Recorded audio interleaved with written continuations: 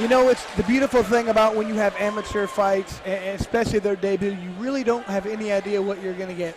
Even the guys themselves don't know what they're going to do, really. I mean, at some point, it's a little different no matter how hard you train when you actually get out there. Until you get punched in the face, Yeah. right? Yeah, everybody's got the game plan. The smartest thing, Mike Tyson. Oh, geez, Oh, right there. wow. You can tell he was not ready for that punch. Chris is already in some big trouble right now.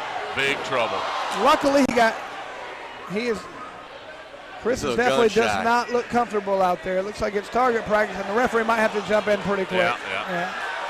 That first punch opened him up. Yeah. He's trying to talk to the referee right now.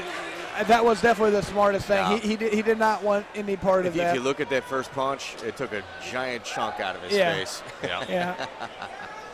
Yeah, you could just tell from the beginning, like I just said, you really don't know what happens until somebody hits you with those small gloves as hard as they can, and you go, oh, that was not what it felt like in the gym.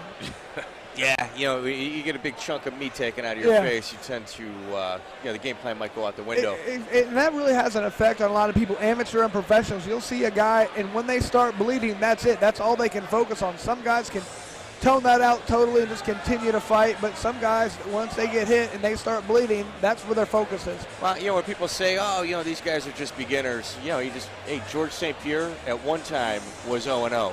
Yeah. Our first little bit of blood for the night.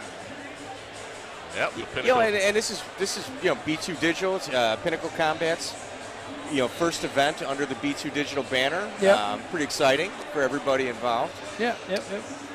Well, and you do get these. You get these over in a heartbeat sometimes at the amateur level. You just never know. Hey, I mean, it's just you got to get experience. You got to get a record. I mean, we all have them. You try to avoid them, but you have those type of fights. And the guy got cracked one time real good, and the game plan kind of went out the window. But so B2 Digital, Chris, how did you get involved with them? I got involved with them. I was doing some commentary for Coliseum Combat, and they were purchased by Mark Slater's organization. Mark Slater's organization. Great guy. I've been there very good reputation here, and they were talking about this B2 fight series. I had no idea what they were talking about, and I started looking into it, and when I actually heard what the goal is to try and take the best fighters in the Midwest and give them an opportunity to grow and get to the next level. Once I heard that was the goal, and the main goal was to take care of the fighters and give them opportunity, I had to get involved because I've been around this sport for over 20 years. I'm always a fighter first and foremost, and I want them to be successful. All right, let's throw it to our ringside announcer, Dean Michael, now.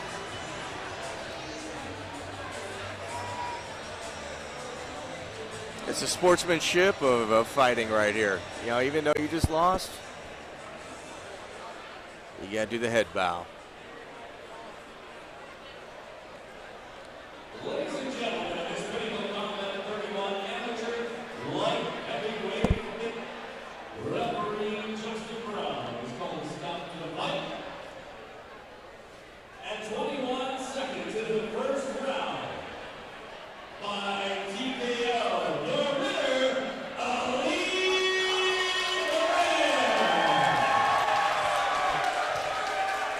Yeah, Hard Drive knows how to create fighters. For sure. And I got to be honest, was it just me, or was that a very, very long 21 seconds? Maybe that's what Christopher Cappis thinks, I believe. But, I mean, to me, it seemed longer than 21. Am I the only one who thought that?